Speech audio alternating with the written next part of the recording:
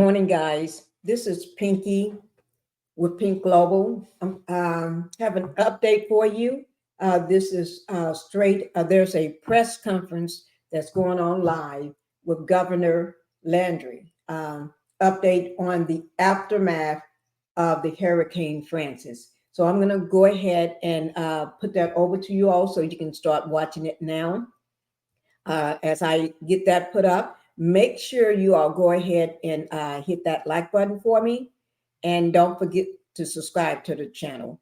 Okay, I'm going to go ahead and thank you for doing that. Let me just also put out the trigger warning just in case, because some images or some content may be a little graphic for some, okay? Because we are talking about a hurricane, all right? There's no two ways to put it. It's a hurricane, okay?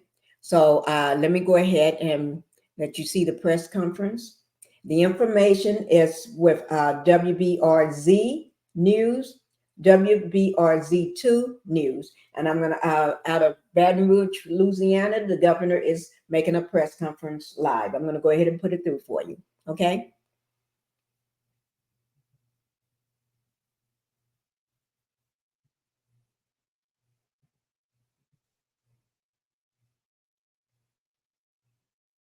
I'm not sure why you can't hear him. Who have been working and preparing and then had to endure the storm to try to save lives. Today, I am just elated that those prayers work, because we, as of right now, have no reports of any storm-related fatalities, and we want to keep it that way. You know, the world knows Louisiana as a loving and resilient and caring people. The human spirit is defined by its resiliency, and resiliency is what defines Louisiana. Now, certainly there are times and situations that try us, but it is also when we in this state are at our very best, when we care for our neighbors, our loved ones, and our family members. And as we begin this recovery, let us care for those family members and our neighbors, check on them, make sure that they are secure, because that is who we are here in Louisiana. And the worst of times normally brings out the best of us. We are the very epitome of a resilient people, and it comes from looking out for one another. You know, tough times never last in Louisiana, but we are, I believe, the toughest people on earth. And to that fact, I'd like to just share this quick story. You know, last night around 8:45 p.m. in New Orleans, we saw that resiliency in action. A driver in a pickup truck drove around barricades in dangerous floodwaters, and as a result, he nearly became fully submerged.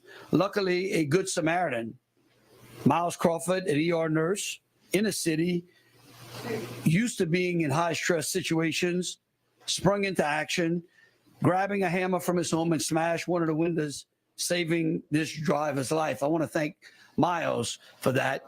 I also want to remind the people of Louisiana that we put out these warnings specifically to avoid these kinds of situations. You know, as storms approach, GOSEP and our local officials and federal partners do preparation, and that preparation is meant to protect lives and property. And now we're in a recovery phase. We got a very large amount, as I'm going to bring Jay up in just a second, amount of rainfall in the New Orleans metropolitan area. That was something that was unexpected. We knew that. We said that in yesterday's press conference, that even the best laid plans always never survives the first contact with the enemy. And we saw a contingency, unexpected contingency that we had to deal with last night. The good news is that at the peak, we had over 450,000 people without power. And right now, we're down to 350,000 people without power. I would remind people that for us to be able to get our utilities back online, we want, if you do not have to be on the roadway, we urge you to stay off of the roadway.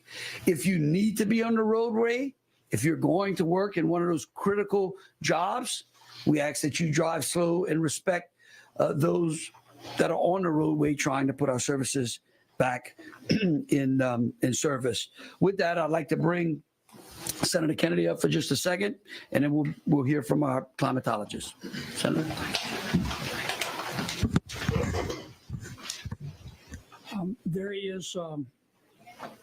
There's always something to be grateful for, but that is cold comfort to our people who sustained damage.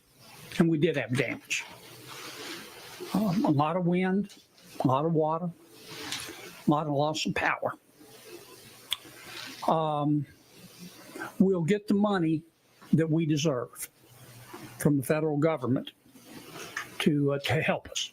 That's why we pay taxes, whether it's in the form of public assistance, infrastructure repair, personal assistance, mitigation grants.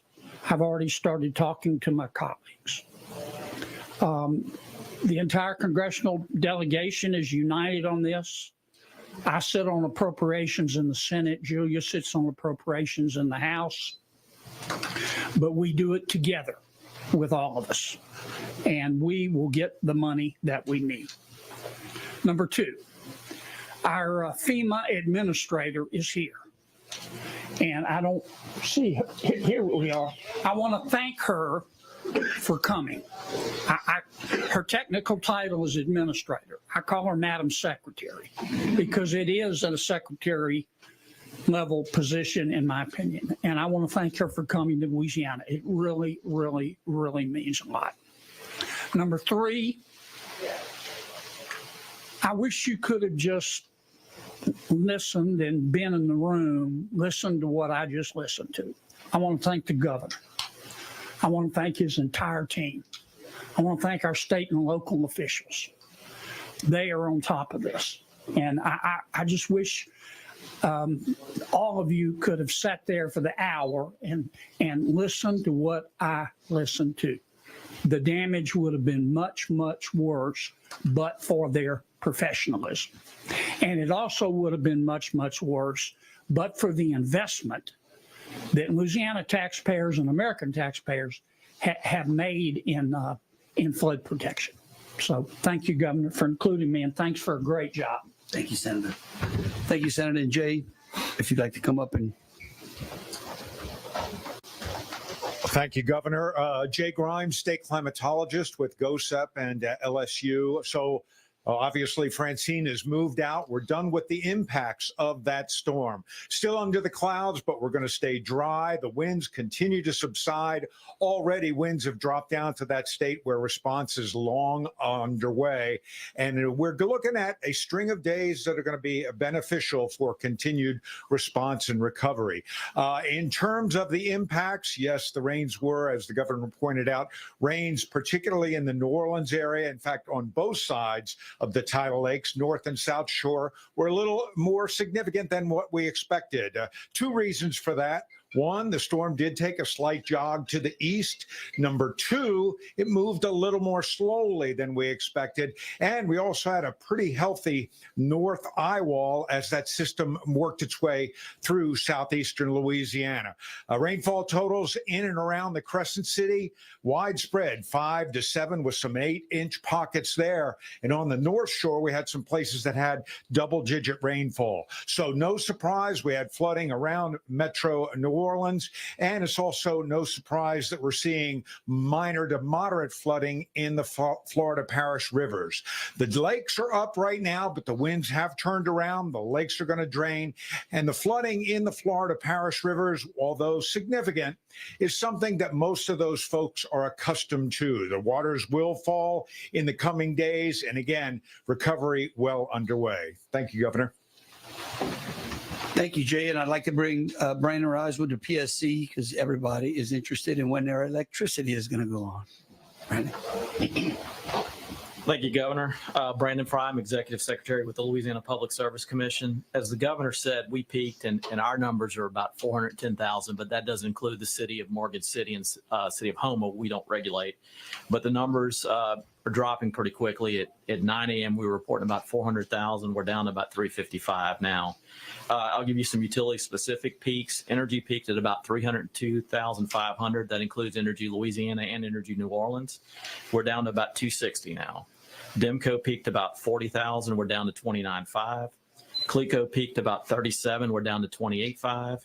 Washington St. Tammany peaked at about 24.5, and we're down to 17.5.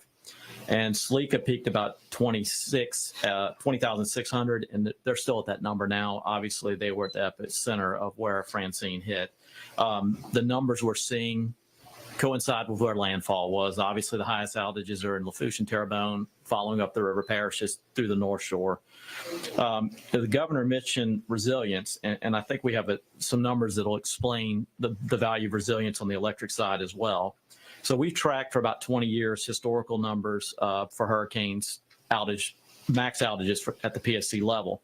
And there's two storms I want to point out that took a similar path. Hurricane Gustav in 2008, which was a high-end Category 2, so a little bit stronger than Francine, and Hurricane Isaac in 2012, which was a high-end Category 1, a little weaker. For Gustav, we maxed out at about 1.3 million in outages, and Isaac 900,000. Here, we're looking at about 450,000 max, so less than half of a corresponding storm. I think resilience has something to do with that. One last thing, the outages we're seeing now, we're still in the assessment phase. The utilities have their crews out assessing damage. That's why the restoration is coming on as they're getting out there. But the bulk of the damage appears to be vegetation related. So trees, limbs, some of those diseased from the drought. We're not seeing a lot of structural damage, but as that information gets in, we will report that out. So no big transmission losses that we're seeing right now. Thank you. General Freeloop. Yes, sir. Major General Freeloop, Adjutant General for the state of Louisiana. We were deployed across southwest and central Louisiana. At the light this morning, our forces moved out and conducted a search and rescue, both land, boat, and air, with nothing significant to report. It's absolutely great news story. We have 14 route clearance teams that are out, engineer assets moving, clearing roads and lines of communication for our first responders can move in. We are focused on commodities distribution now and preparing for those citizens in need that need commodities, and we'll be able to execute that in accordance with GOSEP's timeline. That's it, sir. Thank you. Good morning, everyone. Colonel Robert Hodges, Superintendent, Louisiana State Police. Overnight, our troopers and DOTD partnered continuously to remove debris and trees from our area of roadway and the interstates. We continue to assess damage and road conditions throughout the day. However, we still ask everyone to stay home and avoid unnecessary travel until we evaluate and clear the roads. I'm incredibly proud of our personnel and emergency responders across the state who braved the dangerous conditions yesterday evening throughout the night to ensure the safety of our communities. As reported overnight, one of our Troop A troopers outside the Baton Rouge area was injured while removing a downed tree across I-10 in Ascension Parish. I'm pleased to report that the injuries were minor and the trooper has been released from the hospital and is home recovering. As always, troopers are ready and fully prepared to respond, but everyone needs to help to ensure the safety of our communities. Thank you. Would you like? Governor. Thank you, Governor. Good morning, good afternoon, everybody. Deanne Criswell, the FEMA administrator. Although, Senator, I do appreciate the field promotion. I was able to sit in on the UCG meeting just now, and I think, as you heard from others up here, the amount of money invested in resilience has really made a difference, from the power outages to the number of homes saved. And it's really something that we want to be able to also lift up. But we know that there are damages that are still out there, and the pre-landfall emergency declaration that President Biden approved at the governor's request will allow us to continue to support those life-saving efforts and make sure that the governor has what he needs and his team needs to support the immediate response efforts. Today, Governor, thank you very much for allowing me to join you as we go out and assess some of the impacts. And my role here today is to really see firsthand what those impacts are to these communities, hear from the people that have been impacted, so we know what type of additional assistance you may need as we go forward. And so we'll continue to do that. My message to everybody here today, though, is one, call your insurance company if you've had damage to your homes. Take photos, collect important documents, gather all of that information so you have it ready, and then stay safe.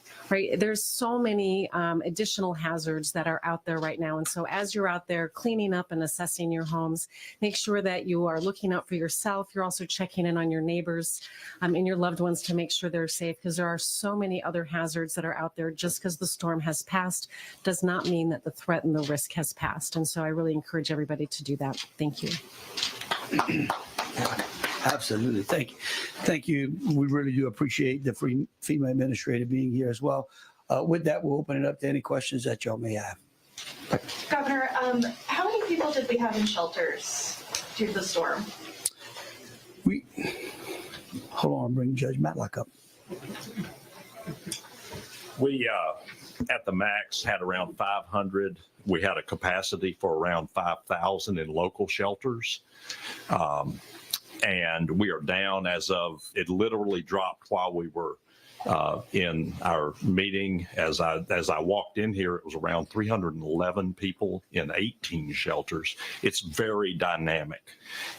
Through the night, we expect some increase in occupancy. People are out working. They're out helping their neighbors. They're out dealing with it. So, do we have any numbers on how many of those people were medically needing? That would be my colleague, the amazing Ralph Abraham. I'm going to let him step up to address that. Hey, Ralph Abraham. So, General, to your question, there were no new movement of any patients out of hospitals or nursing homes that we previously indicated the day before. So nobody had to be moved for a medical need because of that. Yes, ma'am. Governor, I know you said that there was a lot of flood mitigation efforts that were effective, but were there any pumps in New Orleans or levees or things that had any issues during the storm? Look, let me just say this.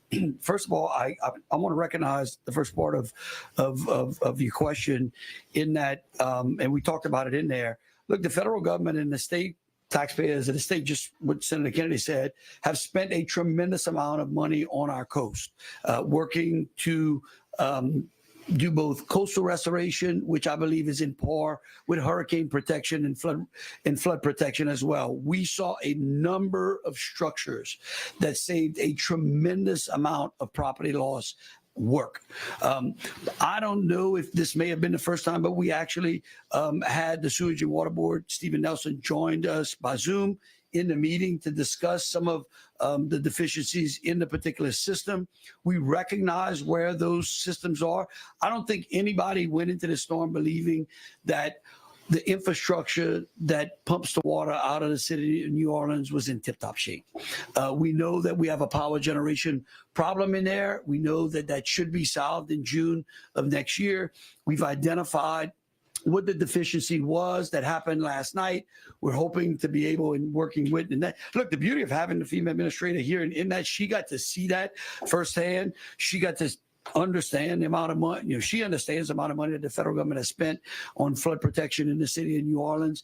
And so we're going to work with them to try to address that. There are some challenges with that, but we are, the legislature, both the Senate President and the Speaker were there as well, but we're going to lean in. And I also think that some of the structural changes we made to the Sewage and Water Board during the session are going to help us bear fruits and be able to continue to ensure that that agency functions properly. There's some great people in there. We want to make sure that they're able to do their job properly. We have time for one more question. We have some. Okay, we'll take two. We'll take y'all and you. How about that? Yep. Okay.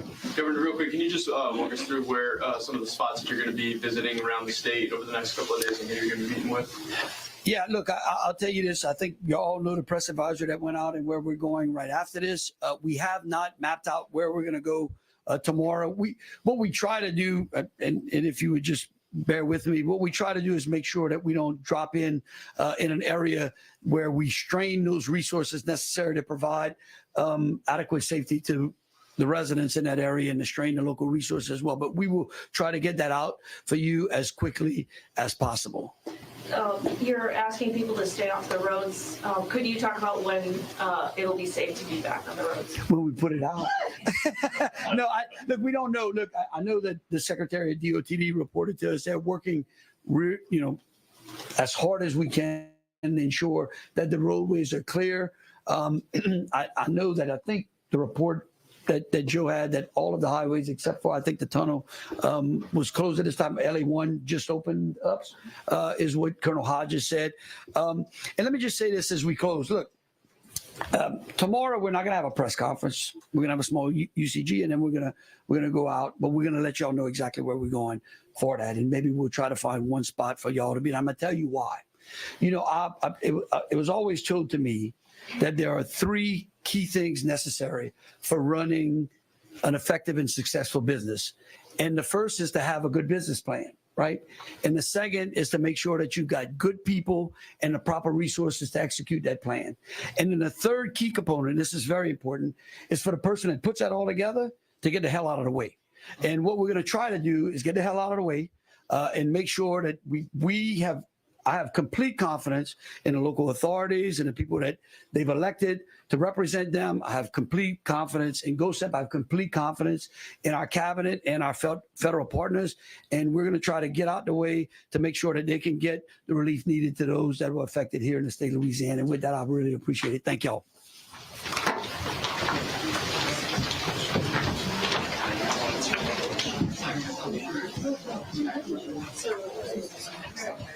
Whenever we find out.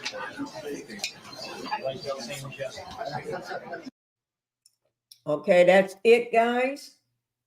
That is it on the coverage on the aftermath of Hurricane Francis. Okay, guys. I will continue to bring you any updates that come up. All right. Thank you, guys, and y'all enjoy the rest of your Thursday. Have a good day. Bye-bye.